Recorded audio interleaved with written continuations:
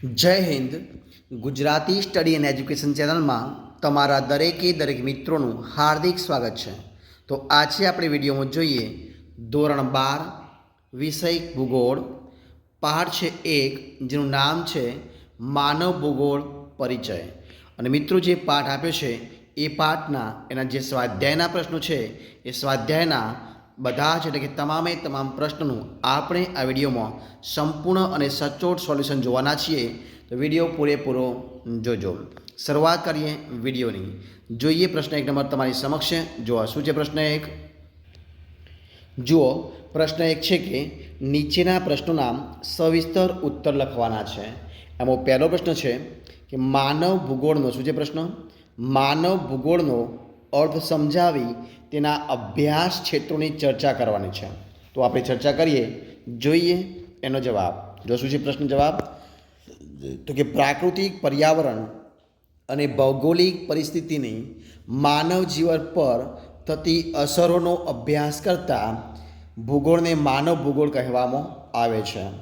જોઈએ આપણે આગળ મુદ્દો કે હેન્ટિંગને, કોને મિત્રો? હેન્ટિંગને માનવ ભૂગોળની વ્યાખ્યા આપતા કહ્યું છે. કોને? હેન્ટિંગે. તો હેન્ટિંગે માનવ ભૂગોળની વ્યાખ્યા આપતા કહ્યું છે કે ભૌગોલિક પર્યાવરણ તથા માનવીય ક્રિયાઓના પરસ્પર સંબંધોનો અભ્યાસ માનવ ભૂગોળમાં કરવામાં આવે છે. અને એ રીતે માનવીના ઘર તરીકે પૃથ્વીનો અભ્યાસ એ માનવ ભૂગોળનું પ્રથમ પગથિયું છે. પૃથ્વી સપાટી પર પ્રાપ્ત થતા પ્રાકૃતિક તત્વો અને સાંસ્કૃતિક તત્વોના આધારે ભૂગોળની 2 શાખાઓ વિકસી છે. કઈ? તો નંબર 1 પ્રાકૃતિક ભૂગોળ અને બીજું છે માનવ ભૂગોળ. એ પ્રમાણે 2 શાખાઓ છે. અને માનવ ભૂગોળની જે લાક્ષણિકતાઓ છે એ આપણે આ પ્રમાણે જોઈએ. તો જો શું છે લાક્ષણિકતાઓ? એમાં પહેલો મુદ્દો છે કે માનવ ભૂગોળ એ ગત્યાત્મક વિજ્ઞાન છે. પ્રકૃતિ અને અવિભાજ્ય તત્વો છે. બંનેને સમગ્રતાની દ્રષ્ટિએ સમજવાનો પ્રયત્ન માનવ ભૂગોળ કરે છે.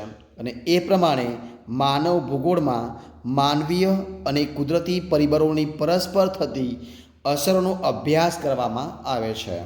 ત્યારબાદ આપણે આગળ જોઈએ કે માનવ ભૂગોળના વિષય વસ્તુમાં સમયની સાથે વૃદ્ધિ અને વિસ્તાર થઈ રહ્યો છે. માનવ ભૂગોળ એવા બધા જ તત્વોનો અભ્યાસ કરે છે જે માનવીની ક્રિયા પ્રતિક્રિયા દ્વારા પ્રભાવિત થાય છે. અને એ પ્રમાણે ફિચ, ટિવાર્થા, રેડઝલ, સેમ્પલ, હંગિંગ્ટન, રિટર, બ્લાસ, ડિકેન વગેરે ભૂગોળવિદો માનવ ભૂગોળના પ્રખર વિદ્વાનો હતા. અર્થશાસ્ત્ર, ઇતિહાસ, વસ્તી વિજ્ઞાન, કૃષિ વિજ્ઞાન, સમાજશાસ્ત્ર, આંકડાશાસ્ત્ર, રાજશાસ્ત્ર વગેરે વિષયો સાથે માનવ ભૂગોળ અનુબંધ અને સહસંબંધ ધરાવે છે. હવે આપણે જોઈએ માનવ ભૂગોળનું અભ્યાસ ક્ષેત્ર વિશે. તો માનવ ભૂગોળ માનવીના ઉદ્યોગ ધંધા, ખેતી, વેપાર, જીવન પદ્ધતિ, ખોરાક, પોશાક, રહેઠાણ, સંસ્કૃતિ વગેરે પર થતી વિશિષ્ટ ભૌગોલિક પરિસ્થિતિની અસરોનું અધ્યયન કરે છે.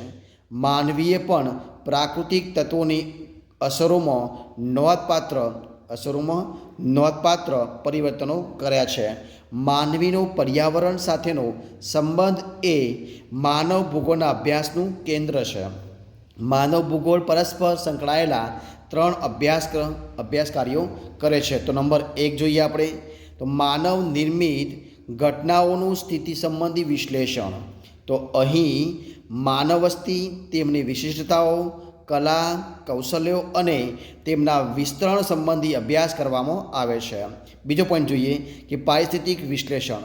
તો અહીં કોઈ એક ભૌગોલિક પ્રદેશમાં માનવી અને તેના પર્યાવરણ સાથેના સંબંધોનું વિશ્લેષણ કરવામાં આવે છે. આગળ મુદ્દો આપણે જોઈએ કે પ્રાદેશિક સમન્વય. તો પ્રાદેશિક સમન્વયમાં શું મુદ્દો આવશે? તો કે સ્થાનિક અને પારિસ્થિતિક સંબંધોને જોડી તેનો અભ્યાસ કરવામાં આવે છે.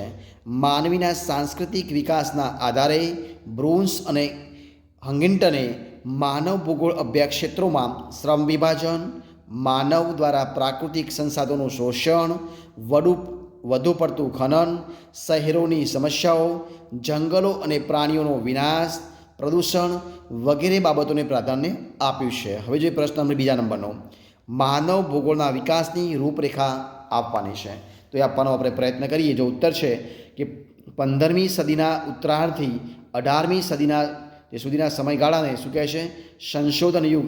એ સુધીના સમયગાળાને સંશોધન યુગ કહેવામાં આવે છે. અને આ યુગ દરમિયાન નકશાના નિર્માણ કાર્યનો વિકાસ થયો.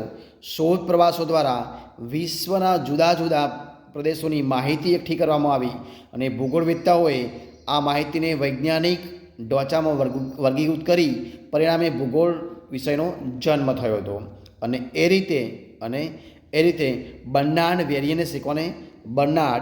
વેરિયન્સે ભૂગોળના 2 વિભાગ દર્શાવે છે. કયા? એક સામાન્ય ભૂગોળ અને બીજું છે વિશિષ્ટ ભૂગોળ. તો સામાન્ય ભૂગોળની અંદર સમગ્ર પૃથ્વીને એક એકમ માનીને તેની લાક્ષણિકતાઓનો અભ્યાસ કરવામાં આવે છે, જ્યારે વિશિષ્ટ ભૂગોળમાં જુદા જુદા પ્રદેશો તથા માનવ જીવન ઉપર ભાર મૂકવામાં આવે છે.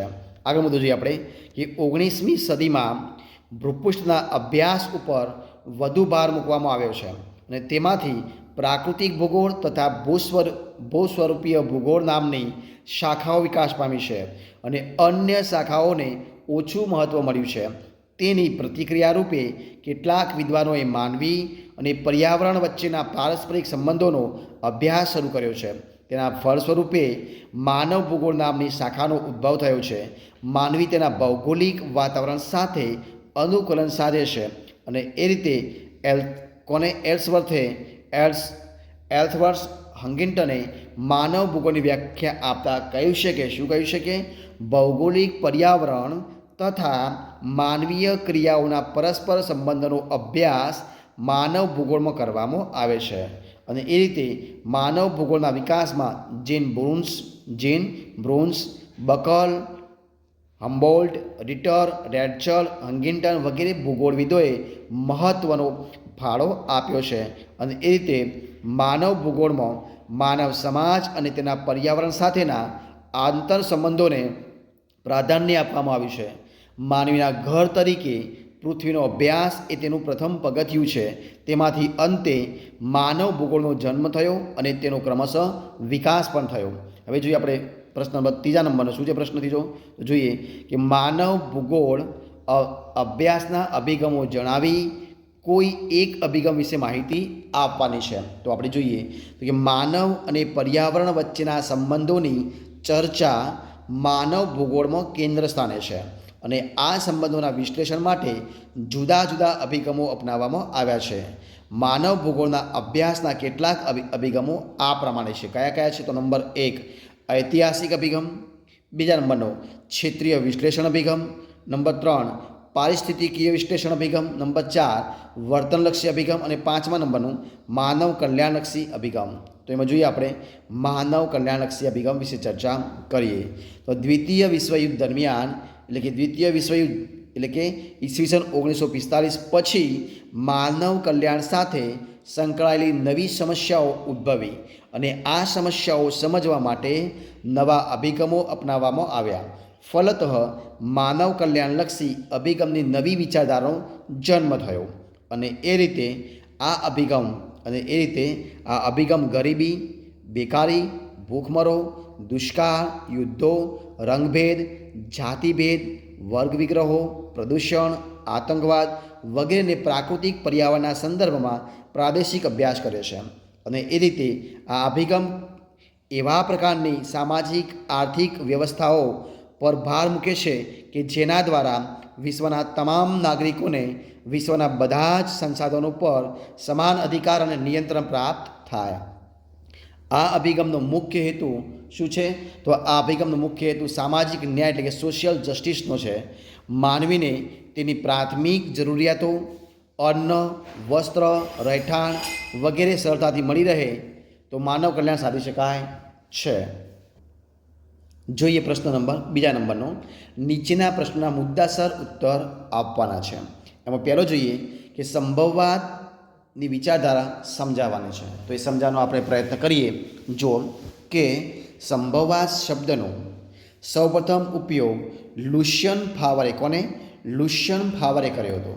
અને એનો જોઈએ આપણે જવાબ કે ભૂગોળવેત્તા જેનું નામ છે પોલ વિડાલ ડી લા બ્લાસે આ વિચારધારાનો પ્રચાર કર્યો હતો. સંભવવાદ પ્રકૃતિની સરખામણીમાં માનવને મહત્વનું સ્થાન આપે છે અને તે સંભવવાદ માનવીને સક્રિય સ્વરૂપે મૂલવે છે. માનવીને જ સંભાવનાઓનો સ્વામી ગણવામાં આવે છે. પ્રકૃતિના તત્વોનો કેવી રીતે અને કેટલી માત્રામાં ઉપયોગ કરવો તેનો નિર્ણય માનવીએ જ કરવાનો છે અને એ રીતે ક્યાંય કશી અનિવાર્યતા નથી, સર્વત્ર સંભાવનાઓ રહેલી છે. બરાબર છે. હવે જે પ્રશ્ન બીજા નંબર શું છે કે માનવ ભૂગોળના કાર્યો સ્પષ્ટ કરવાના છે. તો કયા કયા જોઈએ આપણે? તો માનવ ભૂગોળ એ પદ્ધતિસર અભિગમની વિષય શાખા છે. તેમાં માનવી અને પ્રકૃતિ વચ્ચે સતત પરિવર્તનશીલ પ્રક્રિયાઓથી સાંસ્કૃતિક લાક્ષણિકતાઓ જન્મે છે અને આ સંદર્ભે માનવ ભૂગોળ પરસ્પર સંકળાયેલા 3 કાર્યો કરે છે. કયા કયા? તો આપણે જોઈએ. નંબર 1 તો જોઈએ કયા કયા છે? તો માનવ નિર્મિત ઘટનાઓનું સ્થિતિ સંબંધી વિશ્લેષણ.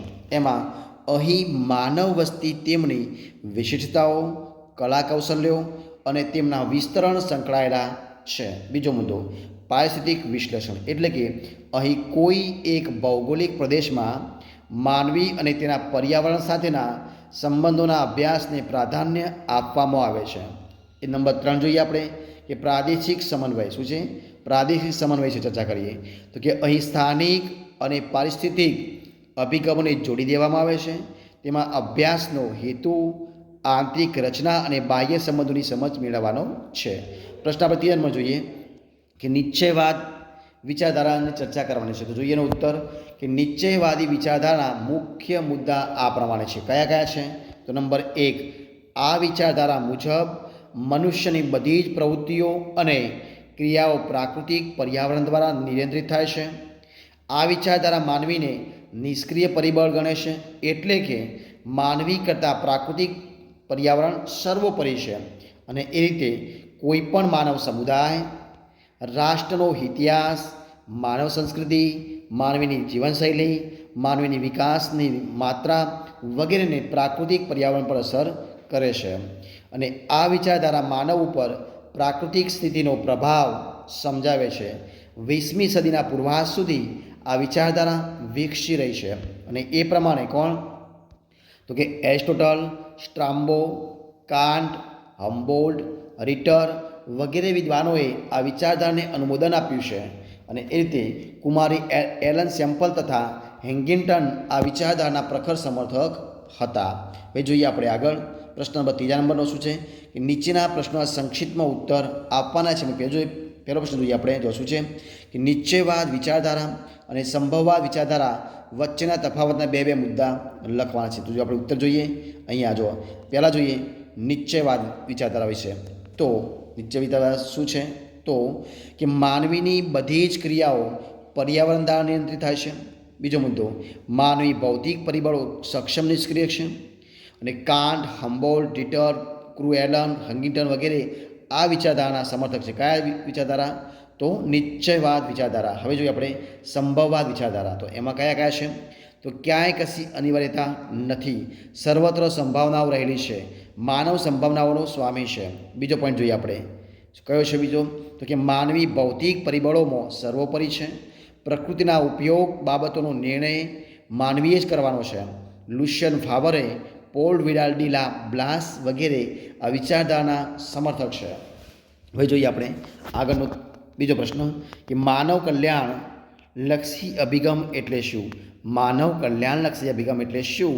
તો એના વિશે આપણે ચર્ચા કરીએ. જુઓ શું કહે છે કે માનવ કલ્યાણલક્ષી અભિગમ એટલે માનવ કલ્યાણલક્ષી અભિગમ ગરીબી, ભૂખમરો, દુષ્કાળ, યુદ્ધો, રંગભેદ, જાતિભેદ, વર્ગ વિગ્રહો, આતંકવાદ, પ્રદૂષણ, માનવ સર્જિત હોનારતો વગેરે વૈશ્વિક સમસ્યાઓનો પ્રાકૃતિક પર્યાવરણના સંદર્ભની અંદર પ્રાદેશિક અભ્યાસ કરે છે.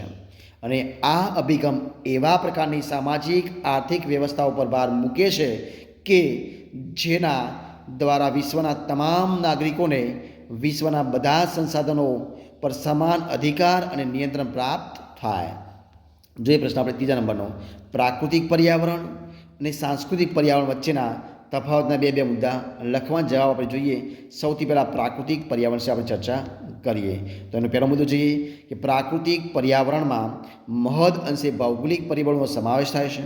બીજો મુદ્દો, ભૂમિ આકારો, આબોહવા, જંગલો, ખનિજો, જમીન વગેરે પ્રાકૃતિક પર્યાવરણના પરિબળો છે. આપણે જોઈએ હવે સાંસ્કૃતિક પરિબળ વિશે ચર્ચા કરીએ. કોના વિશે? સાંસ્કૃતિક પર્યાવરણ વિશે ચર્ચા કરીએ. તો એમાં પહેલો મુદ્દો કે સાંસ્કૃતિક પર્યાવરણમાં રહેલા તત્વો માનવ સર્જિત છે. કૃષિ, પશુપાલન, વ્યાપાર, પરિવહન, ઉદ્યોગો વગેરે સાંસ્કૃતિક પર્યાવરણના અંગો છે. નંબર 4 જોઈએ પ્રશ્ન, માનવ ભૂગોળ એટલે શું? માનવ ભૂગોળ કોને કહી શકાય? તો પૃથ્વી પર માનવ જીવન વિકસ્યું છે. માનવીની મૂળભૂત જરૂરિયાતો ખોરાક, રહેઠાણ, વસ્ત્ર વગેરે ઉપર કુદરતી પરિબળો અસર કરે છે. આમ માનવ અને કુદરતી પરિબળોની પરસ્પર અસર થતી જે અસરો છે તો એ અસરોનો અભ્યાસ કરતી જે ભૂગોળ છે તો ભૂગોળને માનવ ભૂગોળ કહેવામાં આવે છે. જોઈએ પ્રશ્ન આપણે આગળનો. નીચેના પ્રશ્નના ઉત્તર એક શબ્દ અથવા તો એક વાક્યમાં આપવાના છે. તો જોઈએ પહેલો પ્રશ્ન શું છે કે કયા સમયગાળાને સંશોધન યુગ કહે છે? તો 15મી સદીના ઉત્તરાર્ધથી માંડી અને 18મી સદી સુધીના જે સમયગાળા છે એને સંશોધન યુગ કહેવામાં આવે. કઈ? 15મી સદીના ઉત્તરાર્ધથી 18મી સદી સુધીના સમયગાળાને સંશોધન યુગ કહેવામાં આવે છે. બીજો પ્રશ્ન, સંભવવાદ શબ્દનો સૌપ્રથમ ઉપયોગ કરનાર કોણ હતા? તો સંભવવાદ શબ્દનો સૌપ્રથમ ઉપયોગ કરનાર હતા લુશિયન ફાવર. કોણ હતા? લુશિયન ફાવર હતા. પ્રશ્ન જોઈએ આપણે આગળ કે સાંસ્કૃતિક પર્યાવરણમાં કયા તત્વોનો સમાવેશ થાય છે?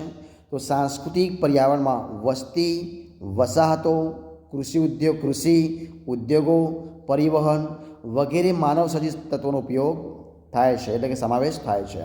પ્રશ્ન આગળ, જીન્સ બ્રુન્સે આપેલી માનવ ભૂગોળની વ્યાખ્યા કઈ છે? તો જીન્સ બ્રુન્સે આપેલી માનવ ભૂગોળની વ્યાખ્યા છે કે માનવ ભૂગોળ એવા બધા જ તત્વોનો અભ્યાસ કરે છે જે માનવીની ક્રિયા પ્રતિક્રિયા દ્વારા પ્રભાવિત થાય છે. હવે જો પ્રશ્ન આપણે આગળનો 5મા નંબરનો કે નીચેના પ્રશ્નો માટે આપેલા વિકલ્પોમાંથી સાચો વિકલ્પ પસંદ કરી ઉત્તર લખવાનો છે. તો આપણે લખવાનો પ્રયત્ન કરીએ. જો શું છે? નંબર 1 કયો છે? નિયતિવાદના પ્રખર સમર્થક કોણ હતા? તો નિયતિવાદના પ્રખર સમર્થક હતા કુ એલન શેમ્પલ. કોણ હતા? કુ એલન શેમ્પલ, એટલે કે ઓપ્શન બી છે એ જવાબ બનશે કુ એલન શેમ્પલ. પ્રશ્ન જોઈએ આપણે આગળ કે નીચેનામાંથી કયું તત્વ પ્રાકૃતિક પર્યાવરણનું નથી એવું પૂછ્યું છે? તો પરિવહન એ પ્રાકૃતિકનું નથી એટલે જવાબ આવશે ઓપ્શન સી. બાકી નદીઓ, મેદાનો અને જંગલો એ પ્રાકૃતિક પર્યાવરણના ઉદાહરણો છે એટલે કે તત્વ છે. બાકી પરિવહન એ નથી, ઓપ્શન સી જવાબ બનશે. પ્રશ્ન આપણે આગળ જોઈએ કે જિયોગ્રાફિયા કયું? જિયોગ્રાફિયા જનરાલિસ પુસ્તક કોણે લખ્યું છે? તો જિયોગ્રાફિયા જનરાલિસ જે પુસ્તક છે બર્નાર્ડ વેરિનિયસે. કોને? બર્નાર્ડ વેરિનિયસે લખ્યું છે. જવાબ બનશે ઓપ્શન એ જવાબ બનશે બર્નાર્ડ વેરિનિયસ. પ્રશ્ન જોઈએ આપણે આગળનો 4થા નંબરનો, માનવ ભૂગોળમાં કેન્દ્ર સ્થાને કોણ છે? તો માનવ ભૂગોળમાં કેન્દ્ર સ્થાન છે માનવ છે, એટલે જવાબ બનશે ઓપ્શન ડી જવાબ બનશે. બરાબર છે. તો મિત્રો આગળ જે પ્રશ્ન 5મા નંબરનો, જો શું છે પ્રશ્ન 5મો? તો કે ઇતિહાસ ઉપર ભૂમિના પ્રભાવને મહત્ત્વ આપનાર કોણ હતા? તો ઇતિહાસ ઉપર ભૂમિના પ્રભાવને મહત્ત્વ આપનાર હતા બકલ. કોણ હતા? જવાબ આવશે ઓપ્શન સી બકલ. તો આ પ્રમાણે મિત્રો આપણે અહીંયા જે ધોરણ 12નો ભૂગોળ વિષયનો પાઠ નંબર 1ના જે સ્વાધ્યાયના પ્રશ્નો હતા એનું સંપૂર્ણપણે આપણે અહીં વિડીયો સોલ્યુશન પૂરું કરીએ છીએ. જો તમને મારો વિડીયો ગમ્યો હોય, પસંદ આવ્યો હોય, યુઝફુલ લાગ્યો હોય તો એને લાઈક કરો, કોમેન્ટ કરો, તમારા મિત્રોને વિડીયો શેર કરો અને છેલ્લે ચેનલમાં નવા હોય, ચેનલ સબસ્ક્રાઈબ ન કરી હોય તો ગુજરાતી સ્ટડી એન્ડ એજ્યુકેશન ચેનલને સબસ્ક્રાઈબ કરવા માટે વિનંતી છે. મારા વિડીયોને પહેલાંથી અંત સુધી જોવા માટે તમારા દરેક મિત્રો હું દિલથી ખૂબ ખૂબ આભાર માનું છું. આપણે ફરી મળીશું એક નવા વિડીયો સાથે, નવા ટોપિક સાથે. ત્યાં સુધી બની રહો. જય હિન્દ, જય ભારત, જય ગરવી ગુજરાત. Best of luck.